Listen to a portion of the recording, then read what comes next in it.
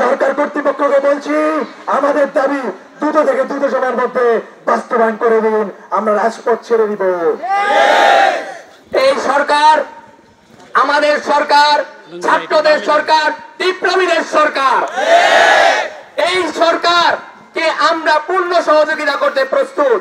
আর কারিগরি সেক্টরের যে বৈষম্য চলমান রয়েছে, কারিগরি সেক্টরের যে দুরবস্থা, আমরা চাই সরকার এই ব্যাপারে দ্রুত থেকে দ্রুত ব্যবস্থা গ্রহণ করুন, আমাদের কারিগরি শিক্ষার্থীদের পাশে দাঁড়াক, আমাদের কারিগরি শিক্ষাকে আরো উন্নত থেকে আরো উন্নততর করুক। আমরা গত কালকে যে বৈঠক হয়েছে সে বৈঠকে আমরা সন্তুষ্ট নয়, আমরা সকল প্রকার এসি রুমের বৈঠক প্রত্যাখ্যান করলাম। যমুনা ইলেকট্রনিক্স ঈদে ডাবল খুশি অফার সিজন 3, যে কোনো পণ্য কিনলেই পাচ্ছেন নিশ্চিত ঈদ উপহার।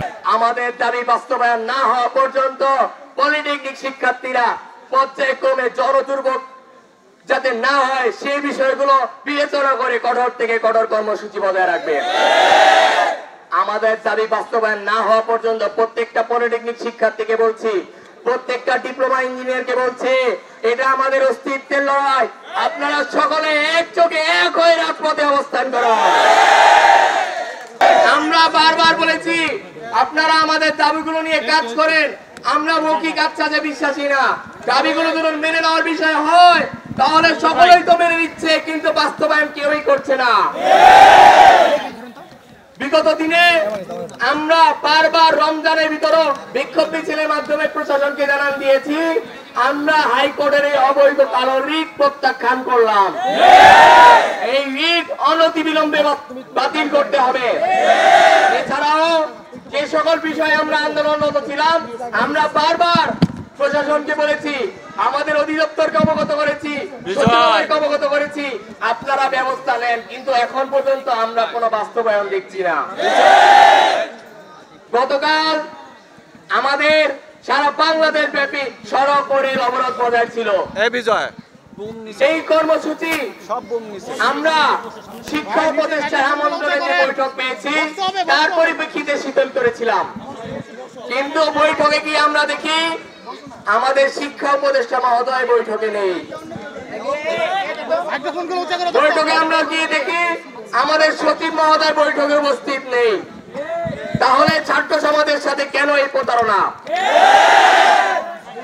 আমরা আশাবাদী ছিলাম শিক্ষা উপদেষ্টা মহোদয় যদি উপস্থিত থাকতেন, তিনি ছাত্রদের প্রতি আন্তরিক হতেন, আমাদের দাবিগুলো নিয়ে কাজ শুরু করা যেত। কিন্তু গত আলোচনায়ও রাজপথে যেমন আশ্বাস দেওয়া হয় তেমনই আশ্বাস দেওয়া হয়, আমরা এগুলো নিয়ে আলোচনা করে দেখব। আমরা কি দীর্ঘ 7 মাস পর আলোচনা চাই? আমরা যদি দীর্ঘ 7 মাস অপেক্ষা করতে পারি তাহলে দীর্ঘ 7 মাসে কেন তারা বাস্তবায়ন করলো না? আপনারা জানেন আমার ভাইয়ের উপর কি নির্যাতন করা হয়েছে কুমিল্লায়। কুমিল্লা পলিটেকনিক ইনস্টিটিউট সহ Bangladesh service institute, CCM polytechnic institute সহ ঢাকা পলিটেকনিক ইনস্টিটিউটে পরিচিত হামলা করা হয়েছে। জুলাই গণঅভ্যুত্থানের পরবর্তী সময়ে সেই ফ্যাসিস্ট সিজনের হামলা সাধারণ শিক্ষার্থীরা কোনোদিন মেনে নিবে না।